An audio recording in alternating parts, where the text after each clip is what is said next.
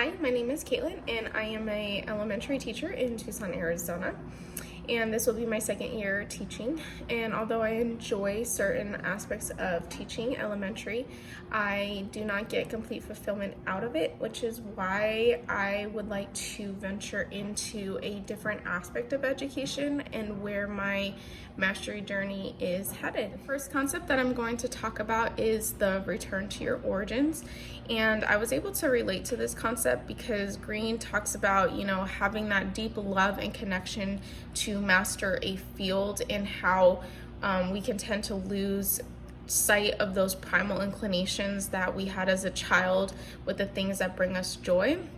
And so I realized that I have never really had a deep connection to a job that I've been at, and I've lost sight of the creativeness that I had as a child.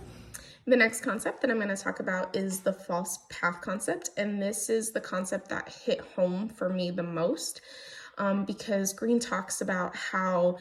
people tend to choose jobs for the wrong reasons, and how, people should try to figure out early on whether or not they have chosen a job for the wrong reasons, so that way they don't get so far away from their life's task. And when I read that, it was just a big eye-opener for me, because I realized that that's what I've been doing my entire adult career, is choosing jobs for the wrong reasons, and it's ultimately led me so far left from my life's task. But I am slowly getting back there, but I know that the journey is going to be a bit of a ways, but I know I can do it. The concept that piggybacked off of the false path concept for me was find your way back. And this was an eye-opening concept to me, because Green talks about how, there's no good that comes from deviating from the path that you were destined to follow. And it made me realize that my ambition and my determination for all of my jobs that I've been in has been affected by my lack of connection, which is why I have to that job, which is why I've gotten burnt out so easily in all the jobs that I've done. And so when Green talks about making that resolution with yourself to find your way back to your life's task, I really thought this was a good concept, because we can tend to get influenced by outside opinions. And so if we can set that path in motion before we tell anybody else, then we'll be a little bit more steady with what we're trying to do. The next concept that I found to be enlightening was occupy the perfect niche. Green states that we can often be drawn into fields where others make a living at. And this is definitely something that I have also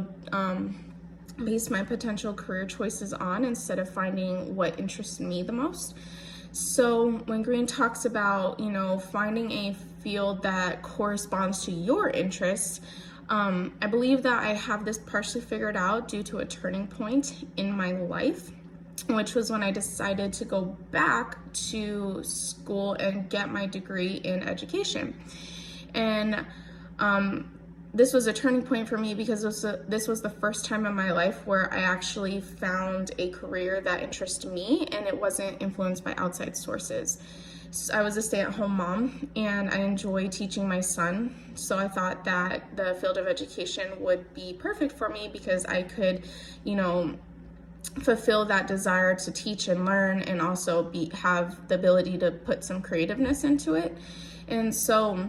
what I've come to realize, though, is that there's still something missing, and I'm not completely fulfilled by it, which is where the second part of occupy your niche really comes into play with me, which Green states that, once you've found a field that corresponds to you, you can narrow in on certain aspects of that field, and that's exactly what I'm trying to do now. I believe that the let go of your past concept is really beneficial for people to understand that things constantly change, because change is inevitable. And, Green talks about how we should try to not hold on to the past way of doing things, And I think that this is such a practical idea that people should always keep in the back of their minds and think about, because if we can remember that things are always going to change, then we can be more open to the idea of how can we help our field grow and become better. The final thing that I'm going to talk about is my dream career and my goals. And if I'm being quite frank, I don't have a dream career at this moment in time because I'm still trying to find my perfect niche. But two goals that can help me in the next 3 weeks with getting on my journey to mastery is one, becoming more familiar with the tools that are going to be used in my career field, and really just trying to figure out what direction I want to go in once I've obtained my master's degree.